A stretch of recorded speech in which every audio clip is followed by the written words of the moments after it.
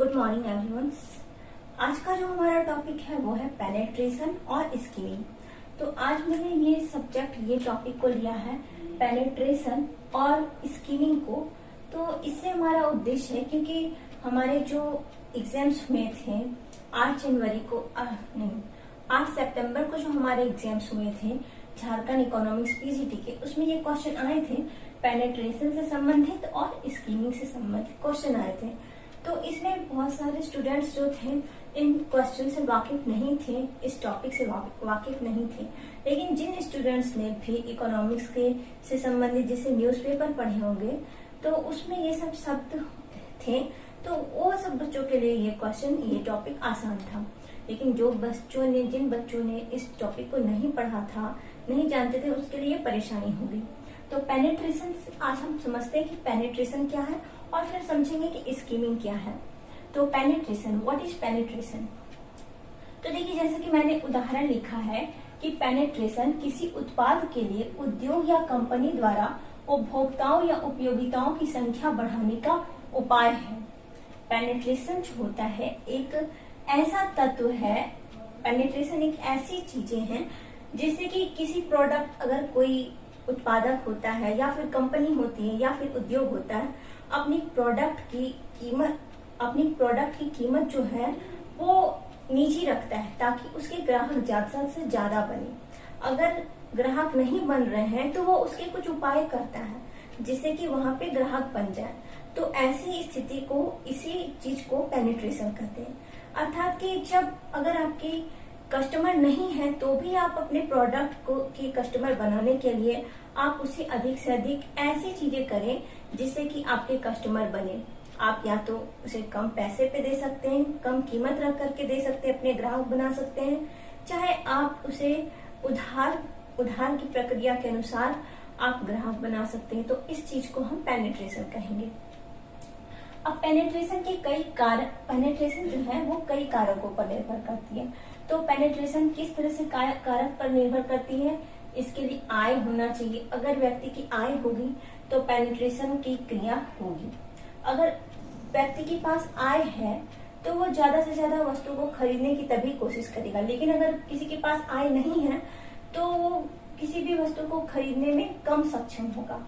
विपणन की गतिविधि होनी चाहिए, मार्केटिंग की गतिविधि होनी चाहिए, जरूरतें होनी चाहिए, तब पेनिट्रेशन की क्रिया प्रभावशाली होगी।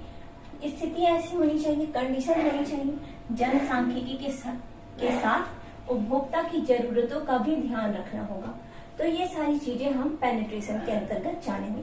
तो अगर बोल दिया जाए कि पेनिट्रेशन के कौन कौन से कारक हैं, तो आपको ये याद रखना पड़ेगा कि आय, विपणन गतिविधि, जरूरतें, स्थिति, जनसांख्यिकी के साथ उपभोक्ताओं की जरूरतों की समझ।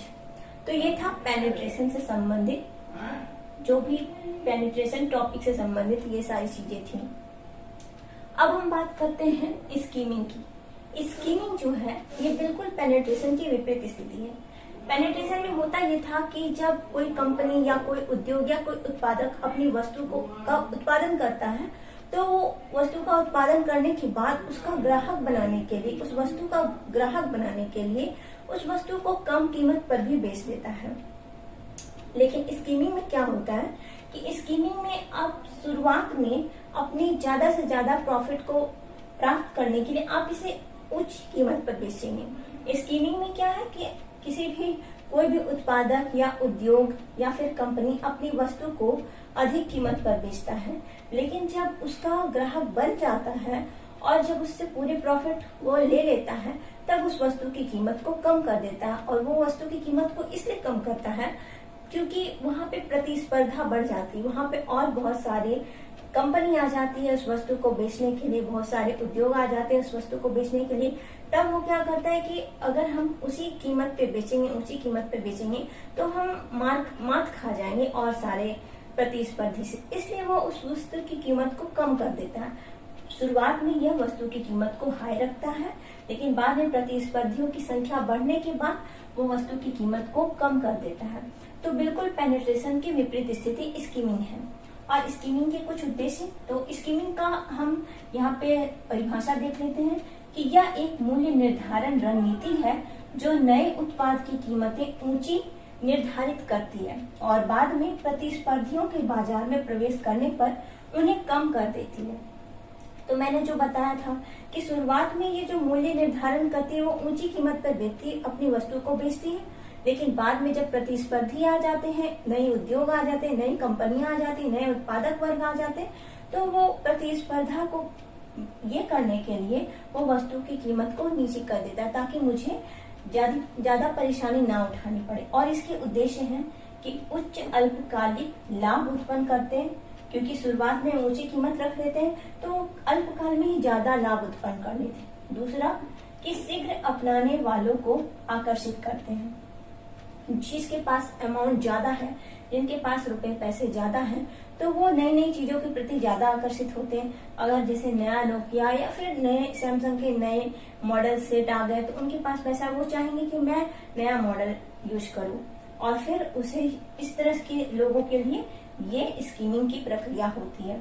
कीमतें घटने पर ग्राहकों को इस आधार पर विभाजित करना कि वे किसी नए उत्पाद के लिए कितना भुगतान करने को तैयार हैं।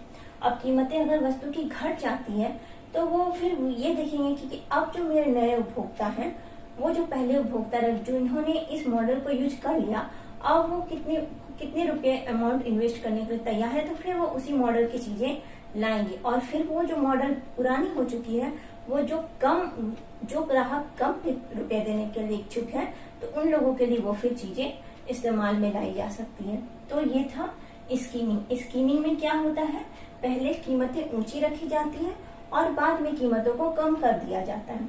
पेनिट्रेशन में क्या होता है, पहले कीमतें नीचे रखी जाती ग्राहक बनाने के लिए, बाद में उसे कीमत को शायद हो सके तो ऊंची कर दी जाती है, लेकिन शुरुआत में ये कीमतों को वो नीचे रखता है। और स्कीमिंग में कीमतों को पहले ऊंची रखता है, बाद में इसे नीचे कर देता है।